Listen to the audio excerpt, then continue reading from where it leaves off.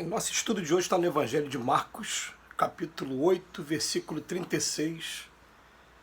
Pois que aproveitaria o homem ganhar todo mundo e perder a sua alma? Emmanuel comenta na lição 58 do livro Caminho, Verdade e Vida, ganhar. As criaturas terrestres, de modo geral, ainda não aprenderam a ganhar. Entretanto, o espírito humano permanece no planeta em busca de alguma coisa. É indispensável alcançar valores de aperfeiçoamento para a vida eterna. Recomendou Jesus a seus tutelados procurassem, insistissem. Significa isso que o homem se demora na Terra para ganhar na luta enobrecedora. Toda perturbação nesse sentido provém da mente viciada, das almas em desvio. O homem está sempre decidido a conquistar o mundo, mas nunca disposto a conquistar-se para uma esfera mais elevada. Nesse falso conceito, subverte a ordem nas oportunidades de cada dia. Se Deus lhe concede bastante saúde física, costuma usá-la na aquisição da doença destruidora. Se consegue amealhar possibilidades financeiras, tenta assabancar os interesses alheios. O Mestre Divino não recomendou que a alma humana deva movimentar-se despida de objetivos e aspirações de ganho. Salientou apenas que o homem necessita conhecer o que procura, que espécie de lucros almeja, a que fins se propõe em suas atividades terrestres. Se teus desejos repousam nas aquisições factícias, relativamente a situações passageiras ou a patrimônios fadados ao apodrecimento, renova enquanto é tempo a visão espiritual, porque de nada vale ganhar o mundo que te não pertence e perderes a ti mesmo indefinidamente para a vida imortal. Esse verbo ganhar é um verbo para a gente estar meditando nele. A gente sabe que existem as rivalidades, e essas rivalidades, pelo menos quando se trata, de esporte, desde que a rivalidade seja uma rivalidade sadia, não se leve para o lado da agressividade, a gente sabe que elas são muito, muito úteis para aquela pessoa que deseja estar o tempo todo buscar vencer metas, quebrar recordes, desafios. Então a rivalidade é construída o quê? Para que nos alimente de determinação, de vontade, para que a gente vá lá e consiga obter o triunfo, a vitória, que é o que a gente vai chamar de ganhar, como é o título, o texto de hoje. Então a gente pegar esse exemplo do esporte e vamos pegar dentro das realizações materiais também. Você quando ouve aquele jargão popular, eu ganhei na vida, eu venci na vida, significa o quê? Que os nossos pais, os meus pais, minha família, eles tiveram muita dificuldade em vencer o lado material no primeiro momento. Então, quando falava ganhei na vida, foi o quê? Eu venci na vida, foi o quê? Foi conseguir ter um emprego, não passar dificuldade, não passar fome, ter como os meios de subsistência. Então, essas vitórias do lado material, elas também são muito úteis. Então é muito bom também a gente falar assim, eu estou com um determinado propósito. Qual é o propósito? Eu quero comprar um carro para mim. Aí eu começo a fazer minhas economias, juntar dinheiro daqui, ver até onde dá. E tem um dia que eu consigo comprar o carro e vou falar assim, ganhei. Eu venci esse desafio. Isso é muito bom. Mas todos esses desafios da matéria, do esporte que a gente vem falando, eles vêm apontando para aquilo que um dia a gente vai descobrir que é a verdadeira vitória mesmo.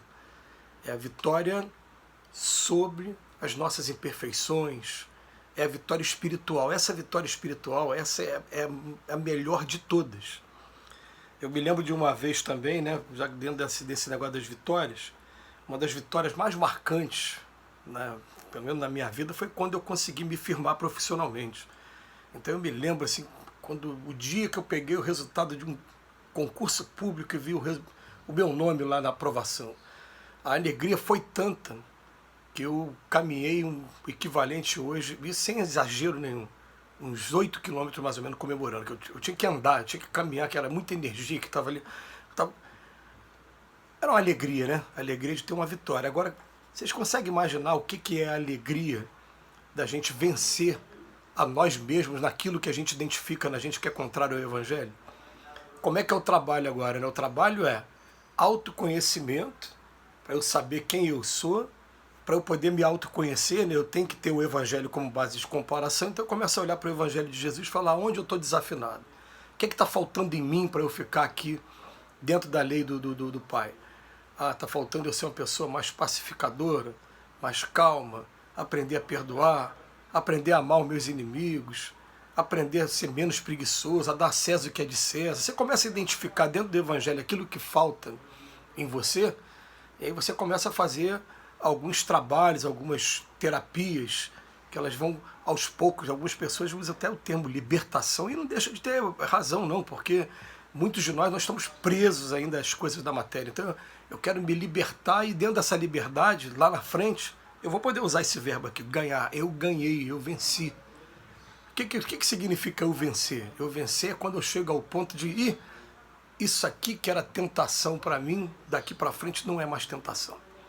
Porque para frente eu vou começar a entender assim, ó, o Pai Nosso, que o próprio Cristo deixou para gente, ele fala assim, ó, não nos deixeis cair em tentação. Já perceberam que ele não fala em momento nenhum, afasta de mim a tentação? Não fala não, ele fala assim, ó, não nos deixeis cair em tentação. O que é? Eu quero ganhar, eu quero vencer. E eu sonho com um dia até, de que algumas coisas vão deixar de ter esse nome, já não é mais tentação para mim. Eu já cheguei a um ponto de controle tão grande, de domínio, de vitória mesmo, sobre essas coisas, que aquilo já foi tentação no ano passado, para mim não é mais tentação hoje. Eu gosto de trabalhar esse tema, porque não nos deixeis cair em tentação. A tentação ela vai vir quantas vezes for necessário, até que a gente aprenda a dominar, e até que a gente possa dizer assim, ó, ganhei. Porque ele bota aqui, ó, pois o que aproveitaria o homem ganhar todo mundo, lado material, concurso, como eu falei, esporte, e perder a sua alma? E o que significa perder a alma? Significa eu chegar do outro lado da vida e não tá tendo esse controle ainda sobre mim, ainda tá com algumas dificuldades muito grandes, que vai chegar lá do outro lado, não tem como, a gente fica desnudado dentro das nossas virtudes e dos nossos vícios. Então eu costumo até também trabalhar a seguinte ideia, gente. Eu já sei que uma determinada virtude para eu desenvolver está sendo uma dificuldade muito grande.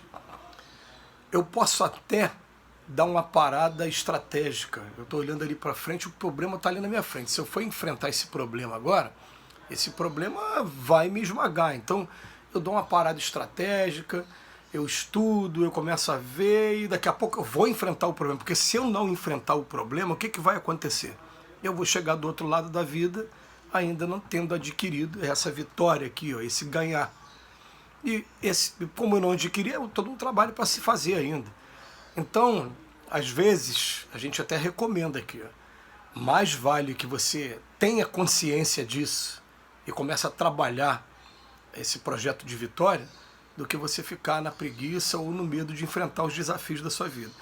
Ou, em outras palavras, vale muito mais você ter perdido 10 vezes tentando até você chegar ao ponto da vitória, do que nem tentar nenhuma vez e o trabalho está todo por fazer ainda. Então, quando eu descubro que é uma tentação, eu falo, peraí, por que é tentação? Por que isso aqui mexe tanto comigo?